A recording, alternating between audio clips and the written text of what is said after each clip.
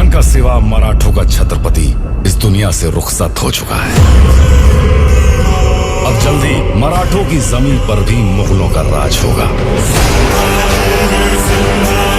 शेर नहीं रहा, लेकिन छावा अभी भी जंगल में घूम रहा है। फाड़ देंगे मुगल सल्तनत की छाती अगर मराठा साम्राज्य के विरुद्ध सोचने की जुर्रत की।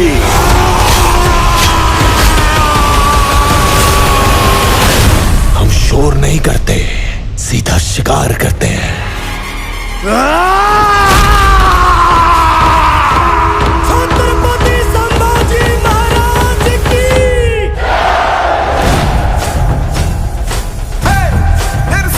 ये संग्राम एक स्वराज बनाने का प्रयत्न है। स्वराज हर एक इंसान को सुरक्षित रखने के लिए ईश्वर की इच्छा है। राज्य वावे हित श्रींची इच्छा।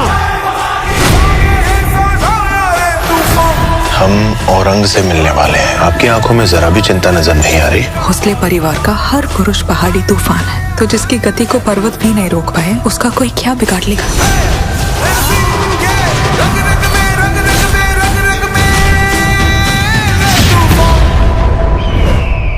पूरे खानदान की लाश पर खड़े होकर हमने ये ताज पहना था।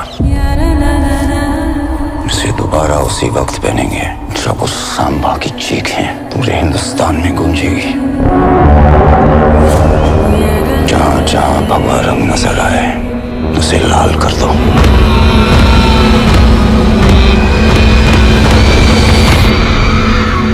समय आ गया है, अब वार होगा। औरंग और उसकी सल्तनत को जला के राख कर देंगे।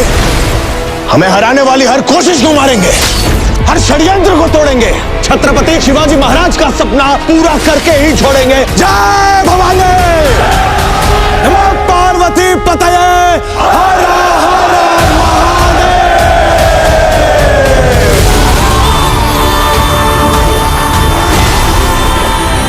हम और पूरा मराठा साम्राज्य इसी दिन की प्रतीक्षा तो कर रहे थे। विश्वास आपका साथ है तो युद्ध लगे त्योहार।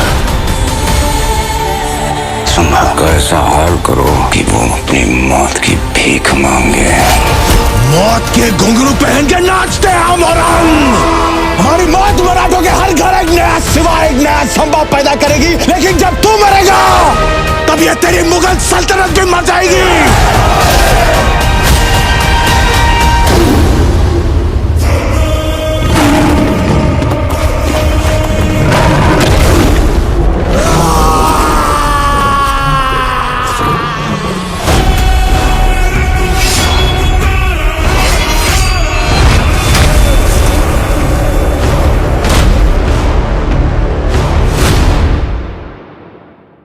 अयोध्या भारत के उत्तर प्रदेश राज्य में स्थित एक प्राचीन और पवित्र नगर है, जिसे हिंदू धर्म में अत्यंत महत्व प्राप्त है। इसे भगवान राम की जन्मभूमि के रूप में जाना जाता है। अयोध्या की कहानी हिंदू धर्म के महाकाव्य रामायण से जुड़ी हुई है, जिसे महर्षि वाल्मीकि ने लिखा था। अयोध्या का पौराणिक इतिहास अयोध्या को सप्तपुरी, 7 पवित्र नगरों में से एक माना जाता है। ये सरयू नदी के किनारे बसा हुआ है और इसे सूर्य वंश के राजा इक्ष्वाकु द्वारा बसाया गया था। इस वंश में भगवान राम का जन्म हुआ, जो विष्णु के 7वें अवतार माने जाते हैं।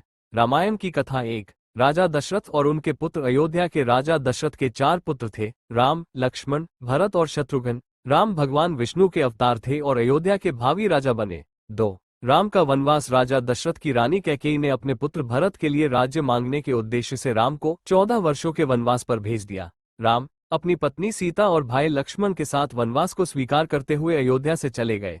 3 लंका पर विजय। वनवास के दौरान रावण ने सीता का हरण किया। भगवान राम ने वानर सेना की मदद से लंका पर चढ़ाई की और रावण का वध कर सीता को मुक्त कराया। 4 राम का राज्याभिषेक। 14 वर्षों के वनवास के बाद राम अयोध्या लौटे। उनके लौटने पर अयोध्या में दीप जलाए गए, जिसे आज दीपावली के रूप में मनाया जाता है।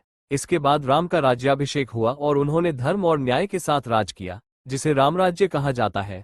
आधुनिक अयोध्या को राम मंदिर और बाबरी मस्जिद विवाद के लिए भी जाना जाता है। सुप्रीम कोर्ट के निर्णय के बाद यहां अब राम मंदिर का निर्माण हो गया है, जो हिंदुओं के लिए आस्था का केंद्र है। अयोध्या की यह कथा न केवल धार्मिक बल्कि सांस्कृतिक और ऐतिहासिक दृष्टि से भी महत्वपूर्ण है। इसे भारतीय सभ्यता और संस्कृति का प्रतीक माना जाता है।